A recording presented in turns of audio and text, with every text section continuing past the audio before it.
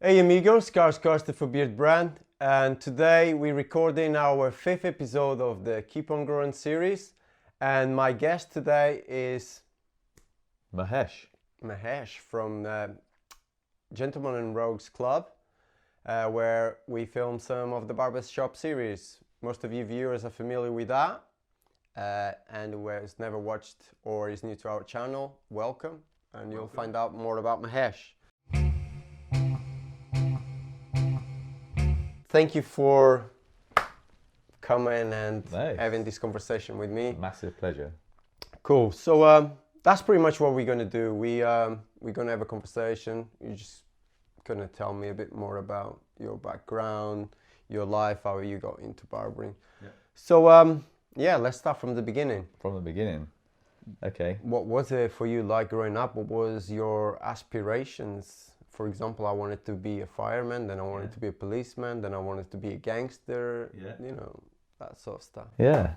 Well, so I'm one of 6 children. I'm the eldest of 6 children. And our family was quite tight. We're from a big family. My dad's got lots of brothers and my mum's got lots of family. And so a big family. And it was really hard to stand out in my family. So we're all quite full-on characters because it was like they're all like you. They're all like me. Oh my in fact, I'm the quietest. I would say that Hold on, did you just say you're the quietest? I'm the quietest. Oh my god, I have to meet the rest of the family. No, you don't want to do that. And so, and being the eldest, obviously, you set a precedent for what's going to happen in the family with the kids, and you're always sort of turned to be the unpaid babysitter, as it were. And so we lived on a council estate. It was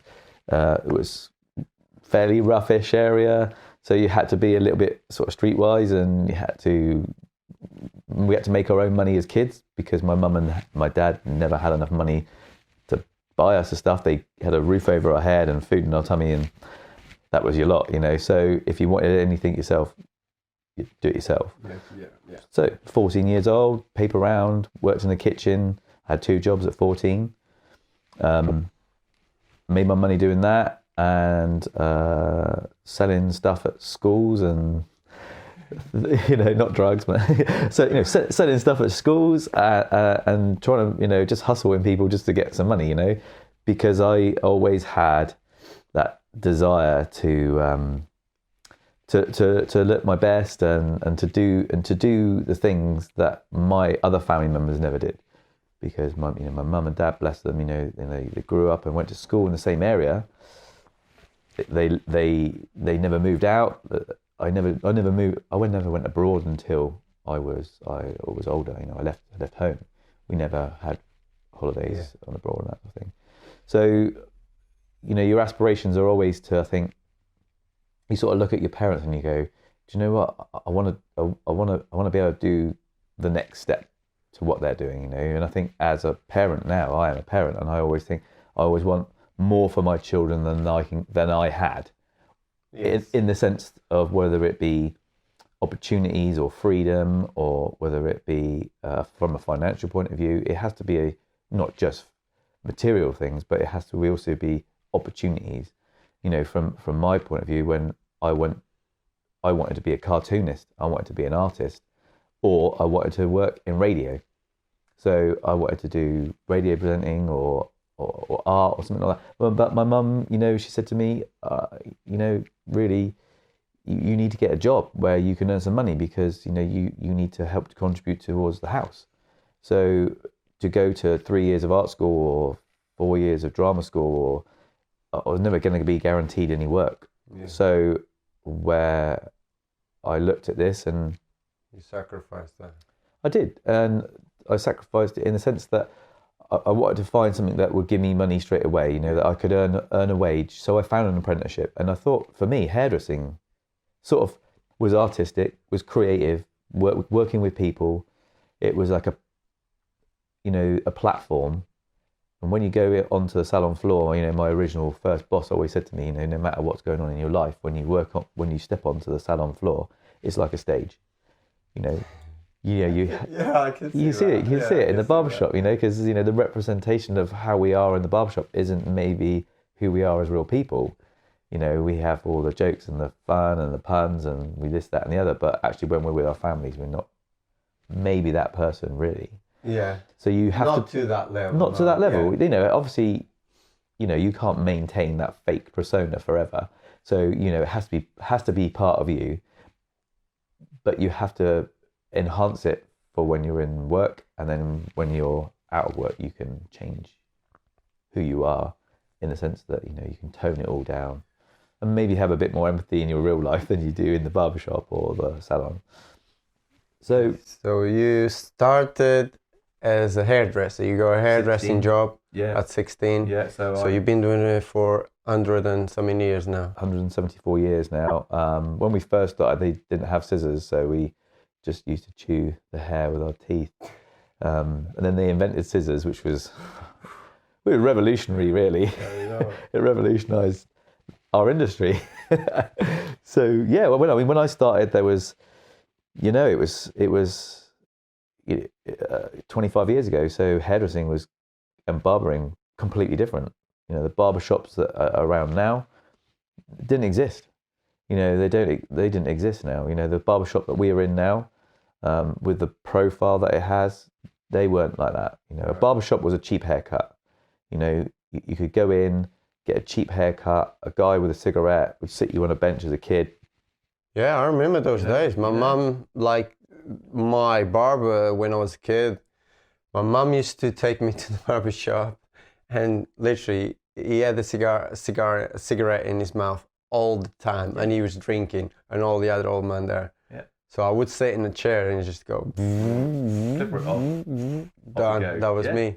Yeah, I mean, my mum would give me, obviously being the eldest, my mum would give me some money, and I'd take my other brothers, and there's 5 boys and 1 girl, so I'd take my other brothers and we'd march down to the barber shop.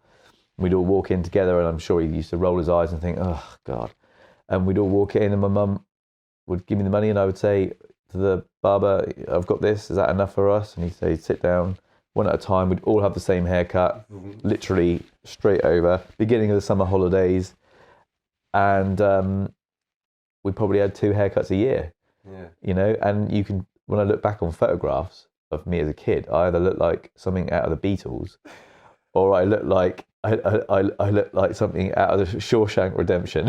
I think I'm almost the same. I think it was like lots of hair or no hair. Or no hair. So I could tell you whether it was winter or summer, not what I was wearing, but based on whether I had short hair or long hair. You know. Yeah. Oh yeah, that was May. Yeah, that was May. I was due a haircut, and so I think in a lot of ways, because of that, when I first started earning money, the first thing that I did when I first started earning money as a 14-year-old and had my paper round and then had a Saturday job in the kitchen washing up, was that on a Saturday afternoon I got paid twice. So I got paid for my Saturday job and I got paid for my 6 days a week doing my paper round.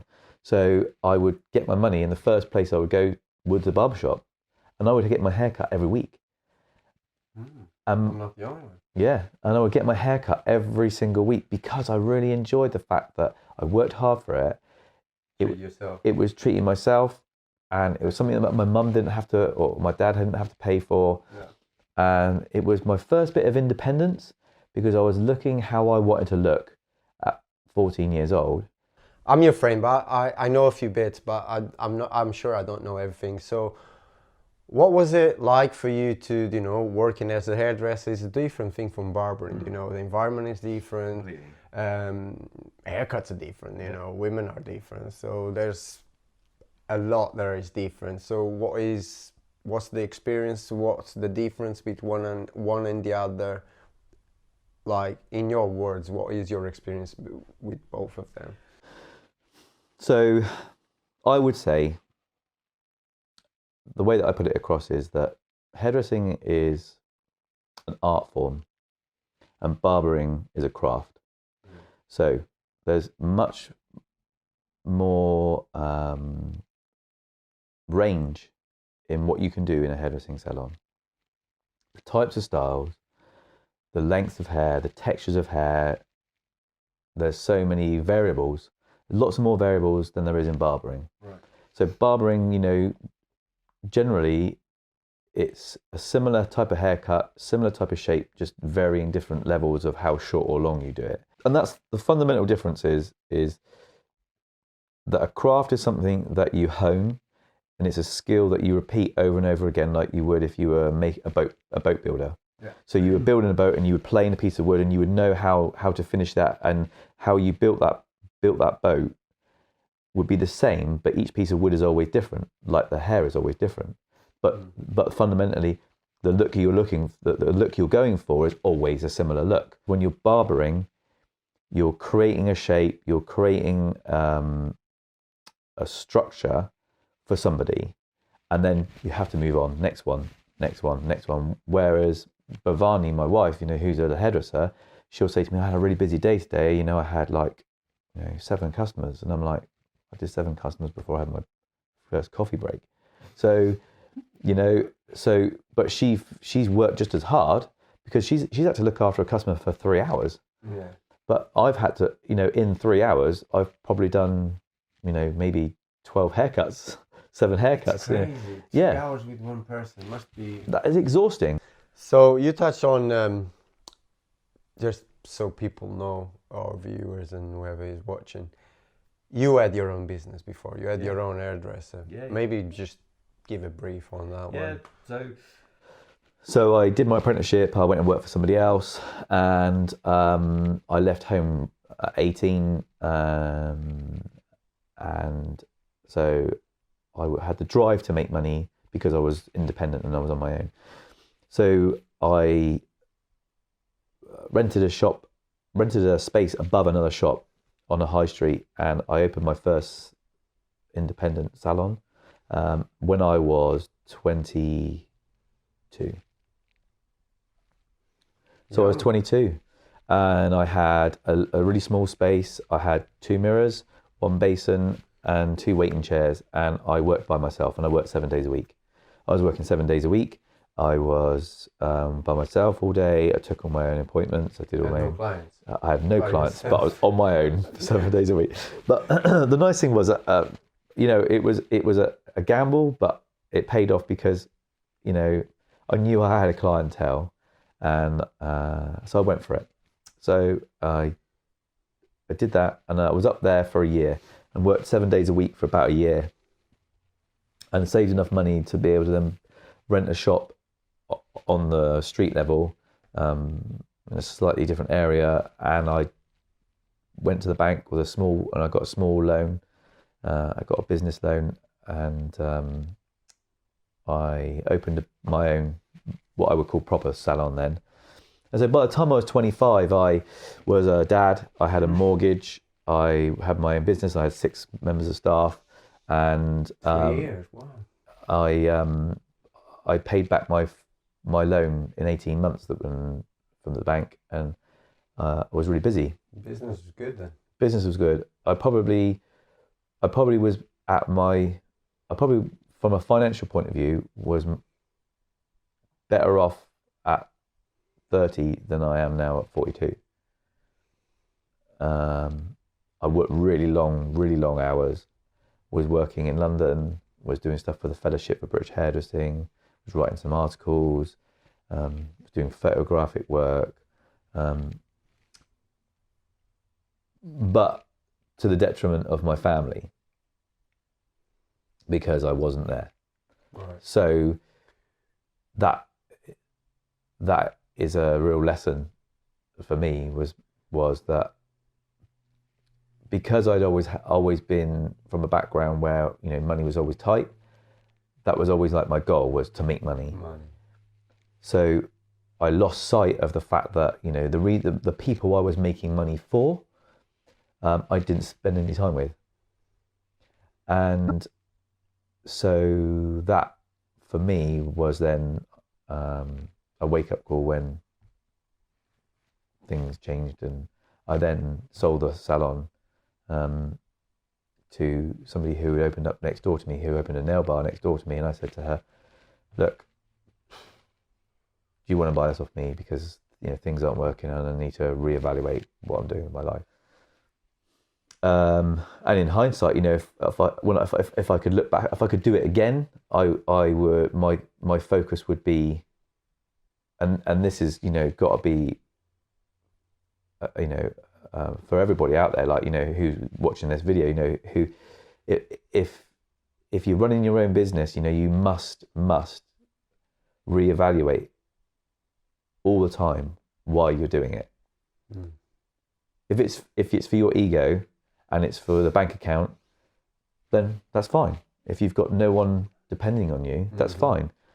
If you're doing it for your family, then spend time with your family. Yeah. And you know, you can't get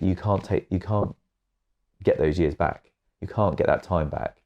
You know, if you've got a roof over your head and everyone's got food in their stomach, then you're doing a good job.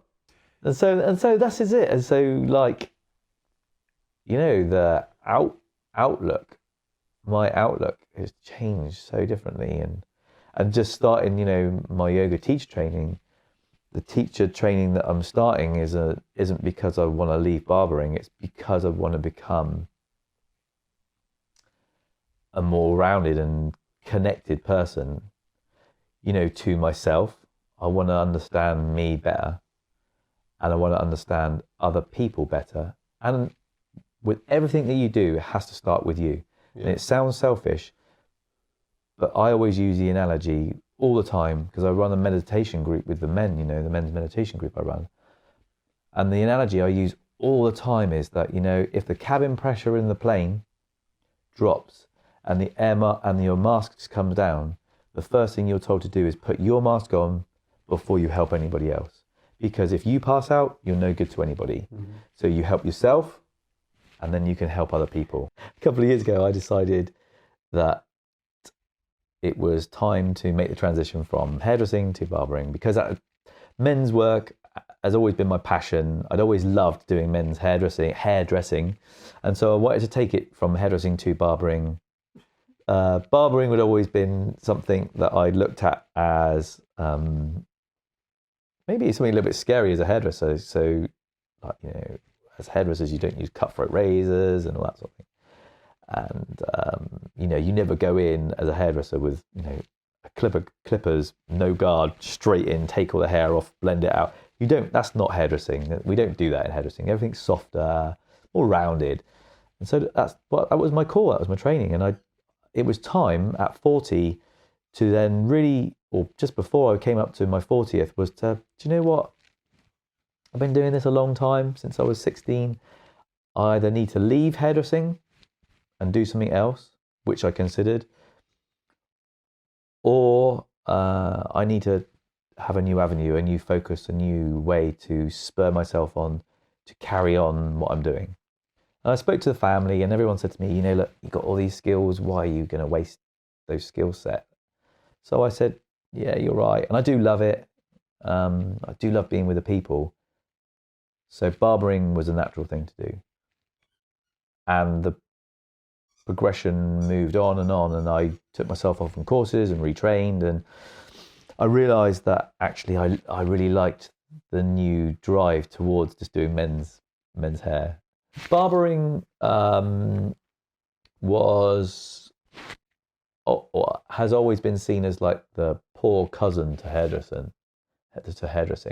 Like, it was like the sort of the lesser well-off version of hairdressing, because hairdressers can make more money because, you know, you're charging 120 quid for a bill, you know. The difference is now is that barbering is,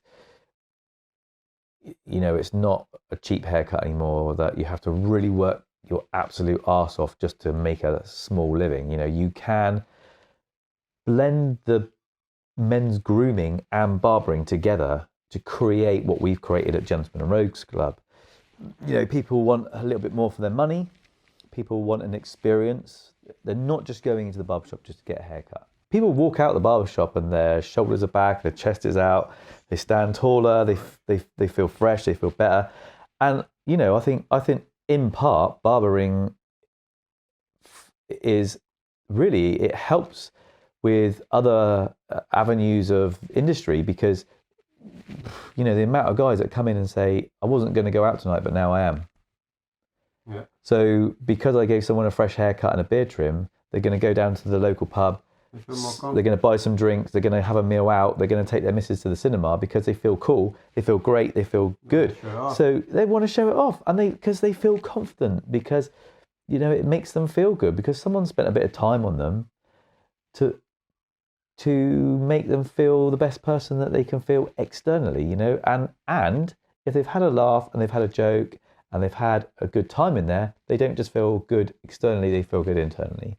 And that is the key thing. It's like, it's an experience. It shouldn't just be a job you have to do. It's an experience. The barbershop has to be part, fundamentally, of like your life. It's an aspect of what you do and who you're about. And it's almost like the type of denim you wear, the type of trainers you wear, the type of clothes you put on is like a box that you tick to show who you are as a person.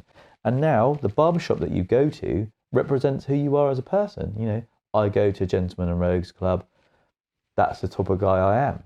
And that's why we have bumper stickers, because people stick their head on there because they're proud to come to a barbershop. Because the one thing I want to say about barbershops and hairdressing is that people call salons unisex salons. There's no such thing as a unisex salon. No such thing. Unisex salons are places where ladies get their hair cut and men are allowed in there if they want to go in there. You go to any hairdressing salon and they are kitted out 100% for ladies. And that's the difference. And that's why we opened Gentlemen and Rogues Club. What I saw was a gap in the market in the area that we live in, that there wasn't anything like that. There wasn't a cool barbershop to go to where men feel comfortable in their surroundings. The environment was 100% kitted out for them. Plus, they got the experience of what it would be like if they were in a salon. And that's the key to our success, that after just over 2 years, we've gone from doing 90 customers a week on the first week to 300 customers a week. Yeah. Okay, we could go on and on and on. Forever. I think we need to do part 2 and part 3 with Mahesh. But before we finish, yes, I want to ask you about Beardbrand. Yes. As we do the barbershop there, and you stock the Beardbrand products and you use Beardbrand products, what is your favorite? Or if you have one favorite, or if you have two favorites, yeah. Okay. So the Beardbrand range is great, and we introduced it to the barbershop, and people love it. And what is lovely is that, with the power of the internet, is that people are looking at stuff, but they want to know what it smells like, and before they purchase it. And now people who live near us can come in the shop and try it out. Brilliant. But for me, Old Money is probably my favorite fragrance, and the oil is exceptional. As a spray, I like the tea tree spray for the sea salt for styling. To style the hair, the hold, it's got enough, hasn't got too much, doesn't make the hair feel overpowered, doesn't weigh the style down, does exactly what it says on the tin, what it does, what it said it does. And for me, that the fragrance works really well in the hair, but in the beard, Old Money, that's my favorite. Yeah. But yeah, well, I think we're going to wrap this up. Thank you, everyone. Thank you For watching, Mahesh. Thank you very much. Thank you, my friend. And well, we're going now to film some barbershop series. Got to go to work now. Exactly. Thank you for watching. Thank you for subscribing, and stay cool. Peace out. Beardbrand is a premium men's grooming company with products not only for your beard, but also your hair and body. Do yourself a favor and head over to beardbrand.com and take care of yourself. Or you can stick around and watch a few more of our awesome videos.